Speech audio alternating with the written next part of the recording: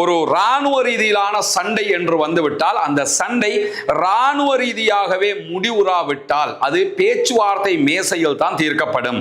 ஒரு இராணுவ ரீதியாக ரெண்டு தரப்புமே அடிச்சுக்கிறாங்கன்னு சொல்லி சொன்னா ஏதோ ஒரு நாடு தோல்வி அடையணும்ல. இந்த யுத்தத்தில் அமெரிக்கா ஈரானை தோல்வி அடைய செய்வதற்காக வந்தது, இஸ்ரேலும் சேர்ந்து வந்தது. ஆனா ஈரான் அவர்களால் தோற்கடிக்க முடியவில்லை. ஈரான் யுத்தத்திலே ஜெயித்திருக்கிறது. எனவே இப்பொழுது பிரச்சனையை ஒரு பேச்சுவார்த்தை மேசையில தான் தீர்க்க வேண்டிய நிலை இருக்கிறது. இந்த சூழல்ல தான் அமெரிக்கா தன்னுடைய அதிகார வரம்பை புரிந்து கொண்டிருக்கிறது என்கிறார் மஸ்கிரோ. ஏற்கனவே இருந்த ஆயத்துல்லா அலி ஹாமனி ரொம்ப அமெரிக்க இஸ்ரேலிய எதிர்ப்பாளர், ஒரு கடும் போக்கானவர் என்று சொல்லித்தான் அவரை கொன்றார்கள்.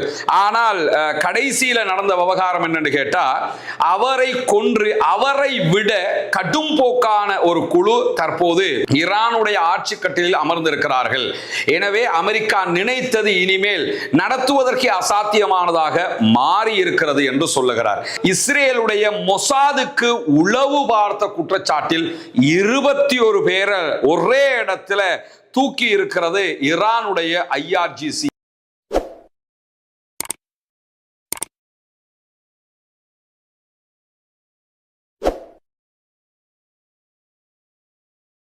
அன்பிற்கினிய சகோதர சகோதரிகளே, நம் அனைவர் மீதும் ஏக இறைவனுடைய அமைதியும் கருணையும் உண்டாகட்டுமாக என்கிற உயரிய பிரார்த்தனைகளோடு இன்றைய நாளிலும் மத்திய கிழக்கிலே பல முக்கியமான நிகழ்வுகள் அரங்கேறி இருக்கின்றன. குறிப்பாக மத்திய கிழக்கில் நமக்கெல்லாம் தெரியும், காசா மீதான இஸ்ரேலிய ஆக்கிரமிப்பு படைகளுடைய தாக்குதல், அதனைத் தொடர்ந்து இஸ்ரேலிய ஆக்கிரமிப்பு இராணுவத்திற்கும் ஹிஸ்புல்லாக்களுக்கும் இடையிலான ஒரு பாரிய யுத்தம், அதற்கு பிறகு ஈரானுடனான நேரடி சண்டையில் அமெரிக்காவும் இஸ்ரேலும் ஈடுபட்டது, அதற்கு பிறகு அமெரிக்கா மாத்திரம் ஈரானோடு சண்டையிட்டுக் கொண்டிருப்பது என்று மத்திய கிழக்கே ஒரு கொதிநிலையாக இருந்து கொண்டிருக்கிறது. எப்பொழுது ஈரான் மீது அமெரிக்கா தாக்குதல்களை நடத்தினாலும் ஈரான் அதற்கு பதிலடியாக அமெரிக்காவினுடைய படைத்தளங்கள் இருக்கக்கூடிய அரபு நாடுகளில் இருக்கிற படைத்தளங்கள் மீது தாக்குதல்களை நடத்துகிறார்கள். இந்த நிலை தொடர்ந்து வரக்கூடிய சூழல்ல தான் யமன்ல இருக்கக்கூடிய ஹூத்தி படைப்பிரிவினருக்கும் அதே போன்று சவுதி அரேபியாவுக்கும் இடையில ஒரு முக்கியமான முட்டுக்கட்டையான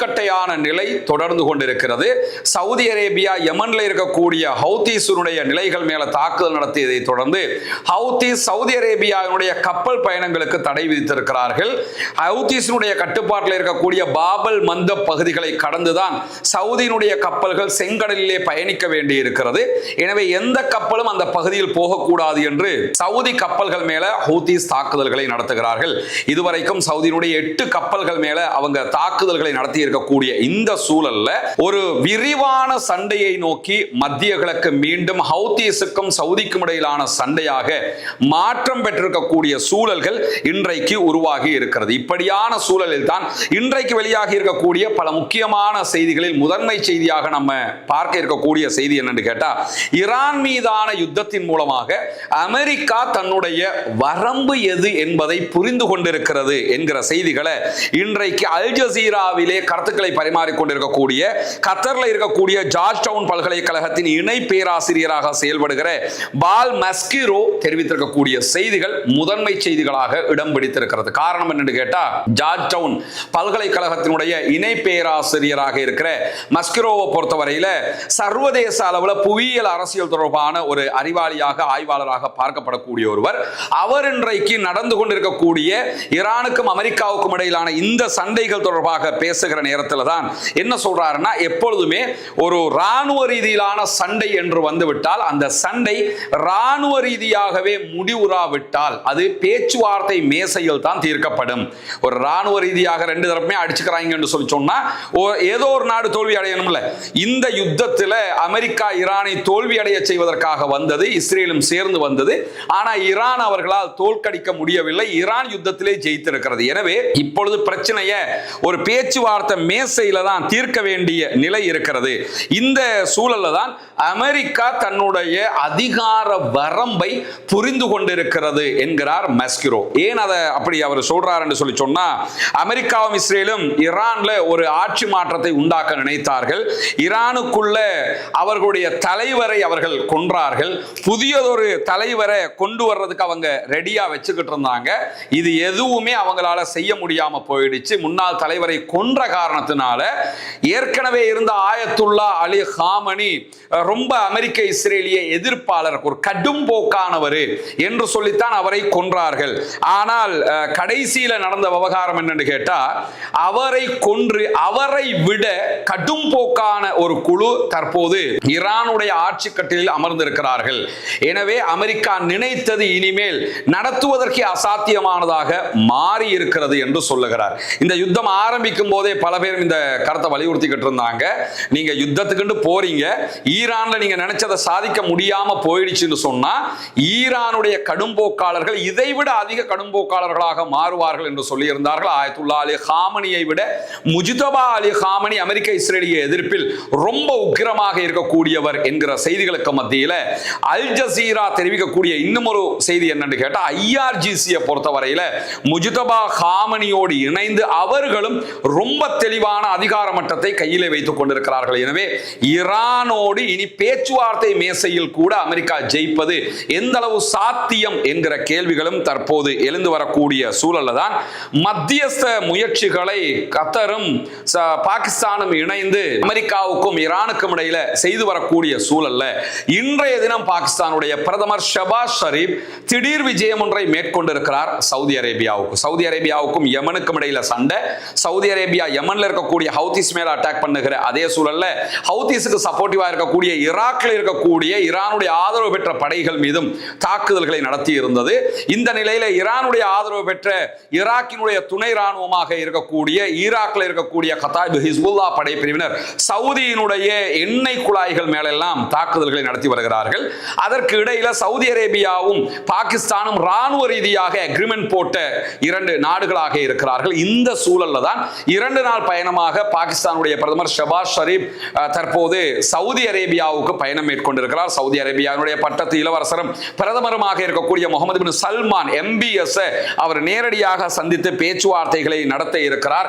குறிப்பாக ஈரான் அமெரிக்க பேச்சுவார்த்தைகள் தொடர்பான அப்டேட்டுகளை பகிர்ந்து கொள்கிறார். அதே நேரம் பிராந்தியத்தில் அமைதியை கொண்டு வருவதற்கு என்னவெல்லாம் செய்யலாம் என்கிற கலந்துரையாடல் தான் இதிலே நடத்தப்பட இருக்கிறது என்கிற செய்திகளுக்கு மேலதிகமாக பாகிஸ்தானுக்கும் சவுதி அரேபியாவுக்கும் இடையிலான ராணுவ எக்ரிமெண்ட் தொடர்பான மேலதிக கலந்துரையாடல்களும் இதிலே நடத்தப்பட இருக்கிறது. காரணம் என்னன்னு கேட்டா, இந்த 2 நாள் பயணத்தில் பாகிஸ்தானுடைய துணை பிரதமரும் வெளியுறவு அமைச்சரும் இதிலே பங்கேற்றிருக்கிறார். அதே போன்று ராணுவ தலைமை தளபதி கலந்து கொண்டிருக்கிறார். பாகிஸ்தானுடைய எந்த ஒரு செயல்பாடுலையுமே தவிர்க்க முடியாத ஒரு நபராக பாகிஸ்தான் ராணுவ தலைமை தளபதி ஆசிம் முனீர் ஆகியிருக்கிறார். ஏன்னா பாகிஸ்தான் பிரதமருக்கு அமெரிக்க அதிபரை உடனே ஒரு போன் கால்ல தொடர்பு கொள்ள இயலாதோ, ஆசிம் முனீர் கால் பண்ணா அமெரிக்க அதிபரே பேசிடுவார் என்கிற அளவுக்கு அமெரிக்க அதிபர் டொனால்ட் ட்ரம்புக்கு ரொம்ப விசுவாசமானவராக இவர் மாறி இருக்கிறார்.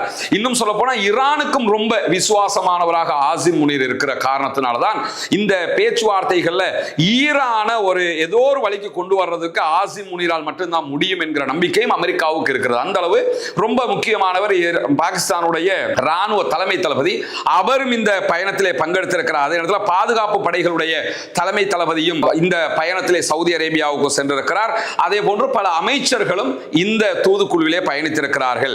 இந்த சந்திப்பு என்பது ரொம்ப முக்கியமானதாக பார்க்கப்படுகிறது. மத்திய கிழக்கில் நடக்கக்கூடிய இந்த பிரச்சனைகளுக்கு மத்தியில் பாகிஸ்தானுடைய உயர் மட்டத்தினர் தற்போது சவுதி அரேபியாவுக்கு பயணம் மேற்கொண்டிருக்கிறார்கள். இந்த நிலையில தான் இதற்கு அடுத்ததாக ஈராக்கினுடைய புதிய பிரதமராக தேர்வாகி இருக்கக்கூடிய எதிர்வரக்கூடிய நாட்கள்ல சவுதி அரேபியாவுக்கு பயணிக்க இருக்கிறார் என்கிற செய்திகள் வெளியாகி இருக்கிறது. ஈராக்கினுடைய வெளியுறவு அமைச்சர் ஃபுவாத் ஹுசைன், அதே போன்று சவுதி அரேபியாவுடைய வெளியுறவு அமைச்சர் இளவரசர் ஃபைசல் பின் ஃபர்ஹான் ஆகிய 2 பேருமே இன்றைக்கு சந்தித்து பேச்சுவார்த்தை நடத்தி இருக்கிறார்கள். ஈராக்கினுடைய புதிய பிரதமர் வரக்கூடிய நிகழ்வுகள் எப்படி இருக்க போகிறது என்பது ஜோர்தானுடைய தலைநகர் அம்மான்ல இன்றைக்கு வெஸ்ட் பேங்க் தொடர்பாக பாலஸ்தீனத்தினுடைய மேற்கு கரை நகரங்கள் தொடர்பாக நடைபெற்ற சந்திப்புக்கு இடையில தான் இந்த சந்திப்பும் நடைபெற்றிருக்கிறது என்கிற செய்திகள் வெளியாகி இருக்கிறது. ஈராக்கினுடைய புதிய பிரதமர் அலி அல் ஜைதி ஏற்கனவே முதல் கட்டமாக அமெரிக்க அதிபர் டொனால்ட் ட்ரம்பை நேரடியாக போய் சந்திச்சுட்டு வந்திருந்தாரு. வந்த கையோடு அடுத்த கட்டமாக அவர் ஈரானுக்கு போய் ஈரானுடைய தலைவர்களை சந்தித்து பேச்சுவார்த்தைகளை நடத்தி இருந்தார். 2 நாட்களுக்கு முன்பதாக ஈரானுடைய ஃபாரின் மினிஸ்டர் அப்பாஸ் அராக்சியும் ஃபாரின் மினிஸ்ட்ரியினுடைய குழுவும் சென்று அவரை சந்தித்து பேச்சுவார்த்தைகளை நடத்தி இருந்த இந்த சூழல்ல தான் தற்போது ஈராக்கினுடைய புதிய பிரதமர் சவுதி அரேபியாவுக்கு பயணம் மேற்கொள்ள இருக்கிறார் என்கிற செய்திகள் வெளியாகி இருக்கிறது. ஆனால் இந்த பயணத்தினுடைய திகதி இன்னுமே முடிவு செய்யப்படாத ஒரு சூழலும் இருக்கக்கூடிய நிலையில தான் ஈராக்ல இருக்கக்கூடிய ஈரானுடைய ஆதரவு பெற்ற குழுவாக செயல்படுகிற ஈராக்கினுடைய துணை ராணுவ பிரிவாகவும் செயல்படக்கூடிய குழுவின் மீது சவுதி அரேபியாவும் அமெரிக்காவும் இணைந்து தாக்குதல்களை நடத்தி இருந்தார்கள். அந்த குழுவும் நேரடியாக சவுதி அரேபியா மேல தாக்குதல்களையும் நடத்தி இருந்தது. இப்படி ரெண்டு தரப்பு தாக்குதல்களுக்கு மத்தியில தான் தற்போது ஈராக்கினுடைய புதிய பிரதமர் சவுதி அரேபியா பயணிக்க இருக்கிறார் என்கிற செய்திகளும் இன்றைக்கு வெளியாகி இருக்கக்கூடிய சூழல்ல இன்றைக்கு வெளியாகி இருக்கக்கூடிய ஒரு டாப் லெவல் செய்தி என்னன்னு கேட்டா, ஈரானுடைய தென்கிழக்கு கர்மான் மாகாணத்தில் இன்றைய நாள் இஸ்ரேலுடைய மொசாதுக்கு உளவு பார்த்த குற்றச்சாட்டில் 21 பேரை ஒரே இடத்துல தூக்கி இருக்கிறது ஈரானுடைய IRGC என்கிற செய்திகள் வெளியாகி இருக்கிறது. ஈரானுக்குள்ள உட்கார்ந்துகிட்டு ஈரானுடைய ராணுவ தகவல்களை சேகரித்துக் கொண்டு இஸ்ரேலுடைய மொசாதினுடைய கூலிப்படையாக இவர்கள் செயல்பட்டு வந்தார்கள் என்கிறத கண்டறிந்துதான் IRGC மொத்தமாக இவர்களை ஒரே இடத்துல தட்டி தூக்கி இருக்கிறாங்க. இவர்கள் நீதிமன்றத்தில் நிறுத்தப்பட்டு தூக்கு தண்டனை விதிக்கப்படுவார்கள் என்கிற செய்திகள் இன்றைக்கு ஈரானுடைய ஊடகங்களால் வெளியிடப்படுவதை நம்ம பார்க்க முடியும். ஈரானை பொறுத்தவரையில ஈரானுக்கு எதிராக ராஜ துரோகத்தில் யார் ஈடுபட்டாலும் உடனே அவங்க தூக்கு தண்டனைக்குத்தான் நியமிக்கப்படுவார்கள். ஈரான் மட்டுமில்லை, எந்த ஒரு நாடுமே நாட்டை காட்டி கொடுக்கிற வேலையில் யார் ஈடுபட்டாலும் அவர்களுக்கு மரண தண்டனை விதிப்பார்கள். அந்த மாதிரியான ஒரு சூழ்நிலைக்கு தற்போது இந்த 21 பேரும் தள்ளப்பட்டிருக்கிறார்கள். இவர்கள் ஈரான் பற்றிய உளவு தகவல்களை, ராணுவம் பற்றிய தகவல்களை சேகரித்து மொசாதுக்கு வழங்கக்கூடிய வேலை, எட்டப்பன் வேலையை பார்த்திருக்காங்க. அதனாலதான் இவர்கள் தட்டி தூக்கப்பட்டுள்ளார்கள் என்கிற செய்திகளுக்கு மத்தியில் இஸ்ரேலிய ஆக்கிரமிப்பு படைகள் இன்றைக்கும் காசாவிலே தாக்குதல்களை நடத்தி இருக்கிறார்கள். 3 அப்பாவிகள் கொல்லப்பட்டிருக்கிறார்கள், ஷஹீதாகி இருக்கிறார்கள் என்கிற செய்திகளுக்கு மத்தியில் வெஸ்ட் பேங்க்ல இருக்கக்கூடிய கலந்தியா அகதி முகாம் பகுதிகளில் 60க்கு மேற்பட்ட அப்பாவி பாலஸ்தீனர்களை இன்றைக்கு கைது செய்திருக்கிறது இஸ்ரேலிய ஆக்கிரமிப்பு படைகள் என்கிற செய்திகள் வெளியாகி இருக்கிறது. இந்த 60க்கு மேற்பட்டவங்கள்ல பெண்கள், சிறுவர்கள் கூட அடங்கி இருக்கிறார்கள் என்கிற கவலையான செய்திகளும் இன்றைக்கு வெளியாகி இருப்பதை நம்ம பார்க்க முடியும். இப்படியான ஒரு சூழல்ல தான் ஏற்கனவே நம்ம சொன்ன மாதிரி மத்திய கிழக்கில் சவுதி அரேபியாவுக்கும் யமன்ல இருக்கக்கூடிய ஹவுதீஸுக்கும் இடையில ஒரு பாரிய சண்டை மீண்டும் உச்சம் தொட்டு கொண்டிருக்கிறது.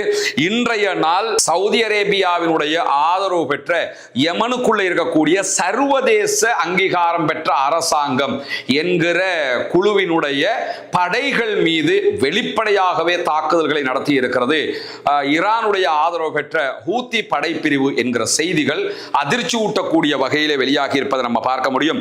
2015க்கு பிறகு சவுதி அரேபியாவுக்கும் யமன்ல இருக்கக்கூடிய ஹவுதீஸுக்கும் இடையில ஒரு எக்ரிமெண்ட் வந்ததற்கு பிறகு அங்க இருக்கக்கூடிய சவுதியினுடைய ஆதரவு பெற்ற, சர்வதேச ஆதரவு பெற்ற அரசாங்கம் என்று சொல்லக்கூடியவர்கள் என்ன பண்ணாங்கன்னு கேட்டா, ஒரு குழுவை அமைத்தார்கள். குறிப்பாக இடைநிலை குழுவாக செயல்பட்ட STC கலைக்கப்பட்டது. அது ஒரு 3 மாசத்துக்கு முன்னாடி தான் அது கலைக்கப்பட்டது. துபாயோட ஏற்பட்ட பிரச்சனையில அது துபாயினுடைய ஆதரவோடு தான் அவங்க எல்லாம் செயல்பட்டு வந்த நிலையில அது மொத்தமாக கலைக்கப்பட்டு அதுவும் அரசபடையாக மாற்றப்பட்டதற்கு பிறகு மொத்தமாக 6 பிரிவுகள் உண்டாக்கப்பட்டு 30,000க்கு மேற்பட்டவர்கள் ஒரு தனி பிரிவாக, ஒரு படைப்பிரிவாக உருவாக்கப்பட்டிருந்தார்கள். இந்த நிலையில தான் இன்றைய நாள் இந்த 30,000 பேர் அடங்கியிருக்கக்கூடிய படை முகாம்கள் மேல பல இலக்குகளை வைத்து ஹூத்திஸ் தாக்குதல்களை நடத்தி இருக்கிறார்கள் என்கிற செய்திகள் வெளியாகி இருக்கிறது. குறிப்பாக விரிவான ஒரு தாக்குதலாக இது நடத்தப்பட்டிருக்கிறது என்கிற செய்திகளுக்கு மத்தியில் பாலிஸ்டிக் ஏவுகணைகள், அதே போன்ற ஆளில்லா விமானங்களை கொண்டு நேரடியாகவே ராணுவ முகாம்களை இலக்கு வைத்து தாக்குதல்களை நடத்தி இருக்கிறது ஹூத்திகளுடைய படைப்பிரிவு. யமன்ல இருக்கக்கூடிய அவசர கால படை முகாம்கள் மீது நடத்தி இருக்கக்கூடிய தாக்குதல்களாக இதை பார்க்க முடியும். மக்ரிப், அதே போன்ற ஹதரமவுத் மாகாணங்கள்ல இருக்கக்கூடிய ராணுவ முகாம்கள் மேல பாலிஸ்டிக் ஏவுகணை தாக்குதல்கள் நடத்தப்பட்டிருக்கிறது. அதே போன்று யமன்ல இருக்கக்கூடிய இன்னும் பல இடங்களிலும் இது போன்ற தாக்குதல்களை நடத்தி இருக்கிறது. யமனிலே செயல்படக்கூடிய ஈரானுடைய ஆதரவு பெற்ற, காசாவினுடைய அங்கீகாரம் பெற்ற, காசாவுக்கு உதவியாக இருக்கக்கூடிய, இஸ்ரேலை நேரடியாக நெஞ்சை நிமிர்த்தி எதிர்க்கக்கூடிய ஹூத்தி படைப்பிரிவினர் இவர்கள் தான் இந்த தாக்குதல்களை நடத்தி இருக்கிறார்கள். இதிலே இந்த முகாம்களுக்குள் இருந்த சர்வதேச அங்கீகாரம் பெற்ற, குறிப்பாக சவுதியினுடைய அங்கீகாரம் பெற்ற அரசாங்கத்தினுடைய படைப்பிரிவுகள் பல நூற்றுக்கணக்கானவர்கள் கொல்லப்பட்டிருக்கிறார்கள் என்கிற செய்திகள் வெளியாகி இருக்கிறது. இதுவெல்லாம் சவுதிக்கு ஒரு மிகப்பெரிய பின்னடைவாகவும், ஹூத்தி படைப்பிரிவினர் ஒரு பெரிய பலம் கொண்டவர்களாக களத்திலே நிற்கிறார்கள் என்பதை நிரூபிக்கும் விதமாகவும் இருக்கிறது. ஒருபுறம் ஈரானுடைய தலையீடியால அமெரிக்கா தத்தளித்துக் கொண்டிருக்கிறது, ஹொர்முஸ் மூடப்பட்டிருக்கிறது, சர்வதேச நாடுகளை அவதிக்குள்ளாகி கொண்டிருக்கக்கூடிய சூழல்ல மறுபுறமாக சவுதிக்கும் ஹூதிஸுக்கும் இடையிலான பிரச்சனையில செங்கடல் மூடப்பட்டிருக்கிறது, சவுதி அரேபியாவினால பிசினஸ் பண்ண முடியாம இருக்கிறது. இதுவெல்லாம் மிகப்பெரிய தலைவலியாக தற்போது எல்லா நாடுகளுக்குமே உருவாகி வருகிறது. எனவே இஸ்ரேலிய பிரதமர் பெஞ்சமின் நெத்தன்யாகுவினுடைய முட்டாள்தனமான முடிவுகளை கேட்டுக்கொண்டு அமெரிக்க அதிபர் டொனால்ட் ட்ரம்ப் செய்த மாபெரும் முட்டாள்தனமான ஒரு வேலை ஈரானுடனான இந்த யுத்தம். அந்த யுத்தம் தற்போது ஒரு இடியப்ப பின்னலாக மாறி மத்திய கிழக்கையே தீ வைத்து எரித்துக் கொண்டிருக்கிறது என்பதைத்தான் நாம் புரிந்து கொள்ள முடியும். பொறுத்திருந்து பார்ப்போம் அடுத்ததெல்லாம் என்னவெல்லாம் நடக்கப் போகிறது என்பதை வரக்கூடிய உண்மை செய்திகளை உடனுக்குடன் உங்களோடு பகிர்ந்து கொள்வதற்கு தயாராக இருக்கிறோம். ஆக்கிரமிப்புகளோ இந்த ஆக்கிரமிப்பாளர்களும் ஓய வேண்டும் என்கிற உயரிய பிரார்த்தனைகளோடு ஆக்கிரமிப்பாளர்களுக்கு எதிராக தொடர்ந்தும் ஜனநாயக ரீதியாக குரல் எழுப்புவோமாக. வாஹர் தஅவானா அல்ஹம்துலில்லாஹி ரப்பில் ஆலமீன்.